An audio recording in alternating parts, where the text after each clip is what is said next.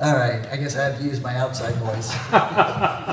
Be that as it may, last night we had a wonderful presentation, something I'd never seen before, which is the blending of gospel and drag. I'd only seen Liza Minnelli and other impersonators. I'd never seen gospel. So it was really a moving experience. But what started off will stay with me a very long time, because while they were up there, beautiful people, beautiful performers, a person came up to the microphone and said, I just want to thank you.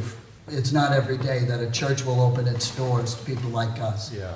And I want you to sit with that. That a church would open its doors to people like us. And they were truly grateful. And therein lies the continuing mission of MCC. Amen.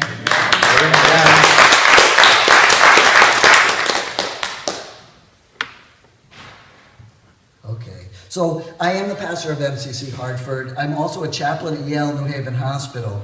And I provide trainings to in a variety of settings for these sorts of things because of those, that kind of background. So in hospitals and universities and also in other churches, and sometimes at MCC. And it may surprise you to know that MCC needs to know a bit more about our transgender siblings than you think we do.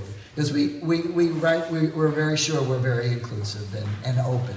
And yet, this is a population we may not know a lot about because it's largely invisible. So let me also introduce that I'm transgender. And I have started doing that because people didn't know that. And so people would say, it's at the Transgender Day of Remembrance, they would say, come up to me and say, this is really nice that you're doing this for the transgender population and community. And then it occurred to me, that it was time to start outing myself everywhere I go, because I have my phone number out on the internet and everything, because I want to make sure that people who are struggling or need someone to connect with have a phone number. So my opening comments generally are around, I don't know if any of you were puzzlers, but I grew up in a family of puzzlers where we would always have a puzzle working on the table. And for me, it's really about that. I see the world and us, particularly like that. That we're all a bunch of pieces, right? And if you've ever done a puzzle and been a piece or two short, at the end of it, a little frustrated. And yet, we go out into the world, scooping back into the box whole swaths of that picture, because the world doesn't want it, the world won't affirm it, and we're afraid to show it. And so for me, I think all of us are on a journey of authenticity, which is really where we all can understand and unite around or solidify around. But sexual identity and gender identity, they are who we are, and they're every bit as important to us as the other ways in which we identify. But leaving pieces of us home does us no good, and it does everybody else no good either, because we're not bringing the richness and fullness into creation of our creation, right?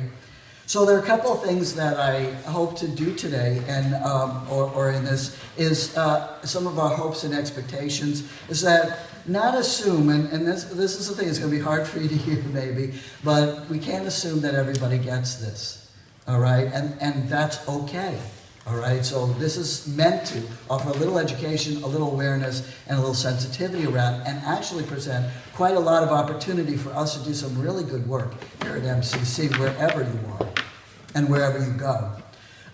There is a difference between gender and sexuality. We'll do a little terms and language just because it's good to have a foundation if you haven't really thought about those terms. And I know that you probably say, well, I know all about that, but I wonder, here's the thing. I transitioned 9 years ago. And when I started transitioning, there was no language. There was no one, okay? And so it's interesting that all in the span of 9 years, we now have a great awareness around who, what, and where, right? But that was never the case. And so language is actually still developing and still emerging to better clarify this experience that we call transgender. So if you bear with me, even the terms and things that we talk about will probably change, again and again and again. And I hope so. And I hope so. Okay, we'll also explore some Bible scripture. I'll introduce some of that because we're actually throughout the scripture. And you may not know that because we don't always hear preaching around that. And discover some helpful hints about how to be a more inclusive church. The thing about this for me is it's about welcome and hospitality. You know, that's the first thing I started with. For me, it's funny because that's our roots, right? As Jews and Christians, we all started many years ago with hospitality being the number one value, right? And yet, welcome and hospitality to me are very, very different. Welcome is what we do at the door. Hospitality is what we do afterwards. And do we really, we welcome and we say we're open and affirming or we're welcoming in all sorts of ways, but are we really doing that once someone is among us, right, after the doorway? So, and the thing about this experience is that we actually all experience this in some way.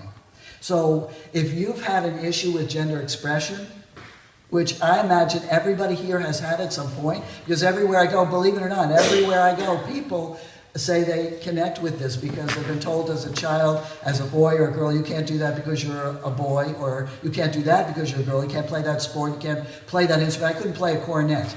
I had to play a flute. Okay?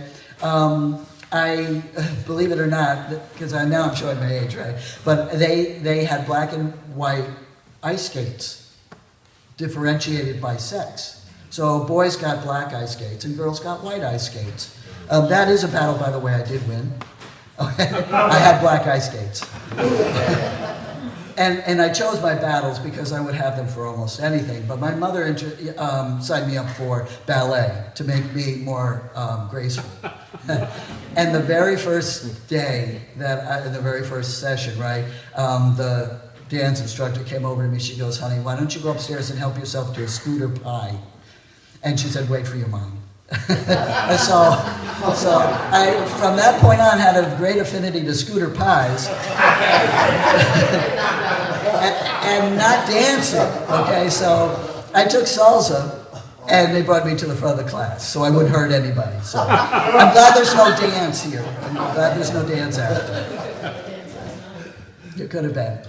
So I don't want to be, you don't want me for your partner, but so I want to start off seriously with a number, and I'll come back. I want to tell you why I do this. The number is 40%. If you leave with nothing else from here today, remember 40%. 40% is the attempted suicide rate among transgender people. 40%. It's 9 times the national average, which is 4.6%. And here's the thing, that's attempted. If you add to it those who have completed it successfully, those who think about it but never act on it, we're in the 90th percentile. So assume that anybody who is transgender is presenting a pastoral and a pastoral opportunity and a place for us to administer compassion and care. Just assume that. Almost half have been verbally assaulted, almost half sexually assaulted. A third live in poverty, a third experience homelessness, a third have a negative experience with health care, a third won't even seek medical attention because they can't afford it. So we're dealing with the most vulnerable population we possibly can. And here's the thing about this: the parts that I talk about, in the puzzle.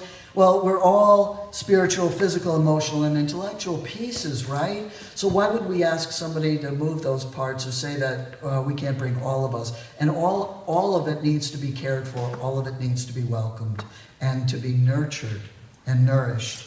We are an invisible minority, and so that's the issue around it. Because it's invisible, we elect to disclose or not, if we have the privilege to, quite frankly. There's some that and see, but many you will not know and become invisible. And I want you to remember that you may be the first person.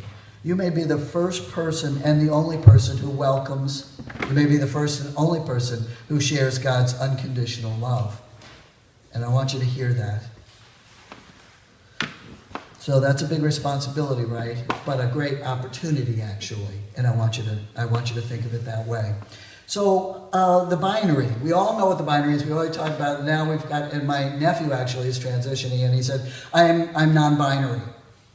And he said, and I'm pansexual. And he started saying all these things. I'm like, I need to go back to school. Because we're adding terms and terms and terms as we better identify who we are. And he said, I'm sex positive. And all these are new terms. And here's the thing about the kids. They don't want to be pigeonholed, if you will, to a particular label. They say that kids will not identify with a particular label. If they do, it'll be 20 of them. Or they'll ask to stay fluid. So they don't want to be identified in categories like that. But the binary, is a male, man, masculine, attracted to women, female, woman, feminine, attracted to men. And that's where we start from. So everybody falls into those boxes. And here's the thing. Somebody did a thing where they plotted. They asked everybody to come out and say where on this binary they would fall. And you'd be surprised that nobody fell on either end. They were always somewhere in the middle. And so it brings us to a spectrum, right? Everything is a spectrum in creation. Why wouldn't sexuality, why wouldn't gender identity? And so there's actually a cute picture of the genderbread person, which kind of identifies, that, this is the identity, this is the orientation, this is the expression, and this is the sex. Right? But all those are continuums or spectrums, right? So you can have a woman and you can identify as man, which, it's interesting, it says that woman and man are social constructs. Male and female are biological. But actually man and woman are social constructs. And you'd be surprised to know that going throughout the world, the roles of such very, very differently. There's a place, I think, in the Antarctic that if the first child who gets the inheritance is female, she must become a man.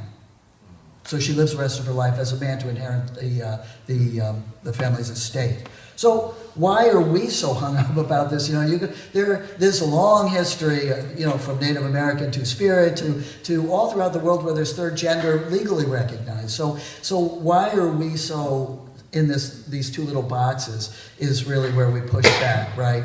But this spectrum, okay, so there's genderqueer in the middle, there's male, female, genderqueer. There's feminine, there's masculine, then there's androgynous. And then there's, so I should have said man, woman and man because it's genderqueer. All right, so because the biological sex is different, it's female and male, and it's intersex in the middle. And then sexual orientation is heterosexual, homosexual, and bisexual. So you see there's already a continuum, and somewhere in there all of us fall. Somebody made a statement we did a march on Washington, and somebody said, we leave out the bisexual because I think if we had to address it or brought that forward, we'd have to all admit that we are, to some degree. And I left from that place, and I had a ride with a heterosexual woman, and I said to her, wasn't that something? And she goes, maybe 2% for me, okay, about being bisexual. And I go, this isn't milk. This isn't milk, and again, but it provokes fear if we question somebody's sexuality or their identity. Okay, so a couple of terms.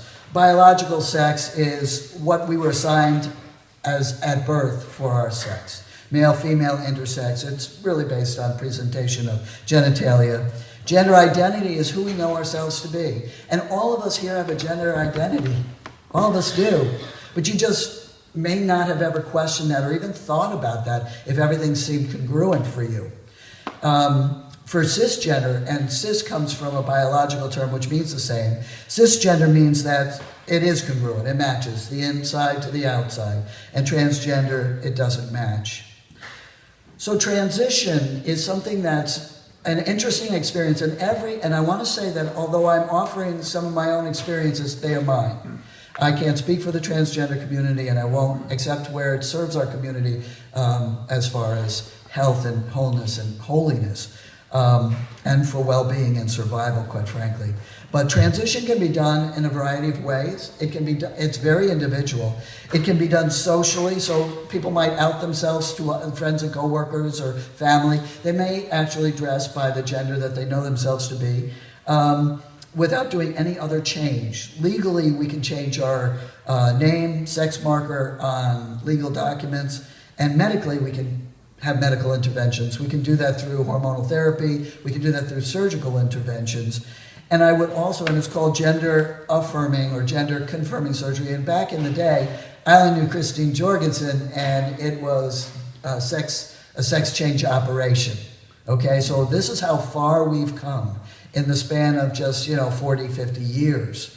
Is that we've come to really understand that this is a process, and we should make available to everybody their ability to live their life. I get to the basics, right? Aren't we allowed to in this country to pursue happiness? And life, liberty, and the pursuit of happiness is really part of this too. So, but this surgery, I want to caution you about that. It is a privilege. All right. Not everybody can afford to have surgery. Not every insurance company will provide coverage, although no one provided coverage back, 8 years ago, 9 years ago.